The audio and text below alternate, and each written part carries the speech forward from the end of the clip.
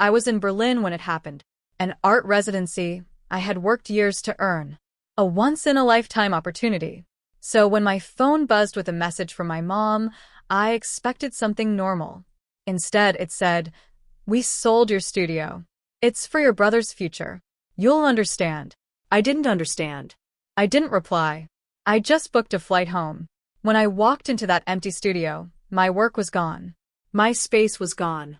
And my parents were smiling like they'd done me a favor. I smiled back. Because they didn't realize. They hadn't just sold my studio. They'd sold something they didn't own. The flight back felt longer than it should have. Not because of the distance, but because of that message. We sold your studio. No explanation. No discussion. Just a decision already made. By the time I landed, I wasn't angry anymore. I was focused. I drove straight there. Didn't stop at home. Didn't call anyone. I just needed to see it for myself. When I pulled up, the first thing I noticed was the door. Open. That door was always locked. Always. I stepped inside slowly. And everything stopped. The walls were bare. No canvases. No sketches. No paint-stained tables. The shelves, empty. Even the smell was gone. That mix of oil paint and turpentine that had lived there for years, gone like it had never existed. It didn't look like my studio anymore. It looked like a place waiting to become something else. I stood there for a moment, just taking it in, not reacting. Not yet. Surprise. I turned. My parents stood in the doorway like they were expecting gratitude. "We thought you'd be excited," my mom said. "This is a good thing." "A good thing?" I repeated. My father nodded toward the empty room. "We sold it. Your brother needed capital for his startup. This was the smartest move." Like it was obvious. Like it made sense. "You can paint anywhere," my mom added. "You don't need a space like this." I looked around again. At the empty walls. At the missing years. And then back at them. I didn't argue. Didn't raise my voice. I just listened. Watched. Because something about this didn't add up. And the more they talked, the more I realized they had no idea what they'd actually sold. That studio wasn't just a room. It was 10 years of my life. Every wall had a story. Every corner had a version of me that had failed, tried again, and kept going. I didn't inherit it. I didn't get lucky. I earned it. Piece by piece. Job by job. Painting commissions no one saw. Designs no one credited me for. Nights where I questioned if any of it would ever matter.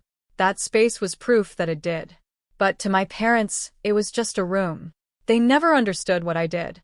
To them, art was a hobby that never turned into a real career. Something I would eventually grow out of. My brother, though? He was different. Ideas. Pitches. Big plans. The kind of confidence that sounded like success, even when nothing had actually happened yet. They believed in him. They invested in him. And when he needed money, they looked at my studio, not as something I built, but as something they could use. What they didn't realize was that the studio wasn't just mine emotionally. It was mine legally. The lease, the agreements, the access rights, everything was under my name, not theirs. They didn't ask. They didn't check. They just assumed. Assumed they had the authority. Assumed it was simple. I stood there listening to them explain how they had handled everything, how the buyer was already lined up, how the deal was done. Clean. Easy. Final. I nodded slowly, because now I understood something they didn't. They thought they sold a space. A room. For walls. But that wasn't what they signed away. Not even close. I didn't argue with them that day. Didn't correct them. I just left. Because I needed to see the paperwork. That night, I sat at my laptop and pulled up everything tied to that studio. The lease. The agreements. The contracts I had signed over the years. And that's when it became clear. They hadn't just sold a space. They had signed over access to everything connected to it. Every piece of work stored there. Every ongoing commission. Every pending gallery agreement tied to that address. My name was on all of it. Legally. And none of it had been transferred. Which meant the buyer didn't actually own what they thought they did. They had a room. But not the rights to what made that room valuable. I leaned back in my chair, staring at the screen.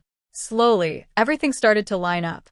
The paintings I had stored there, still mine. The contracts with 2 galleries waiting for delivery, still active. The commission pieces clients had already paid deposits for, legally protected, all tied to me. Not the space. Not my parents. Me. And whoever bought that studio. They had just stepped into something they didn't understand. Something unfinished. Something complicated. I checked the documents again. Read every line carefully. There was no mistake. No loophole I was imagining. Just a gap. A very real one. And suddenly, the situation didn't feel like a loss anymore. It felt like leverage. I opened the photo I had taken when I walked into the empty studio. The blank walls. The silence. And I realized something. They thought they had taken everything from me. But they hadn't. Not even close. 3 days later, my phone lit up with a number I didn't recognize. I stared at it for a second, then answered. Hello. A pause. Then a voice. Hi. I think we need to talk about your studio. And that's when everything shifted. I could hear the uncertainty in his voice immediately. Careful. Controlled. But underneath it, uneasy. This is about the studio, he said. We finalized the purchase last week. I know, I replied. A pause. I was going through the space today, he continued, and there are complications. Of course there were. I leaned back, letting him speak. There are materials, unfinished works, and contracts connected to the address, he said. None of it was disclosed during the sale. No, I said calmly. It wouldn't have been. Another pause. Longer this time. Are you saying those items aren't included? I'm saying, I replied, that what was sold and what exists there are not the same thing. Silence. I could almost hear him processing it. We assumed everything inside the studio was part of the purchase. That assumption, I said, is where the problem is. The shift was instant. His tone changed. Less confident. More cautious.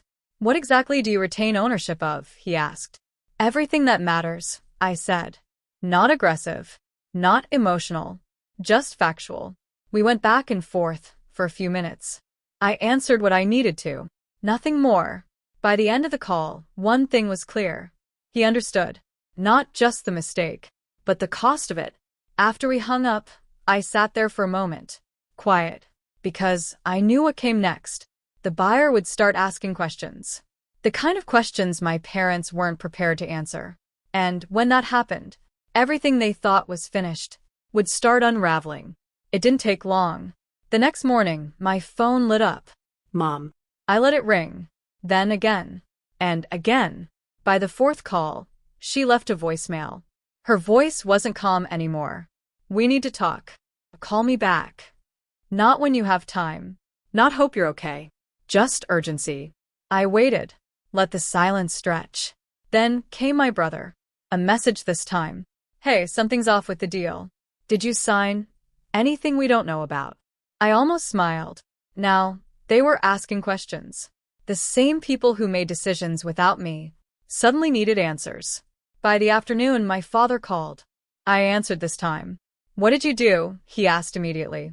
No greeting. No hesitation. What do you mean? I said. The buyer is saying there are issues. Legal issues. That the studio isn't fully transferred. It isn't, I replied. Silence. Then sharper. What are you talking about? I kept my voice steady. You sold a space, I said. Not what's inside it. Not what's connected to it. That doesn't make sense, he snapped. It doesn't have to, I said. It just has to be true. Another pause. Longer this time. I could hear it now. Not anger. Not confidence. Pressure. Because whatever deal they thought they had secured was starting to fall apart. The buyer was asking for clarity. The kind that came with consequences. And suddenly the situation had flipped. They weren't explaining anything anymore. They weren't justifying their choices. They were trying to fix something they didn't understand. That night, my mom called again. This time, her voice was softer. Can you help us?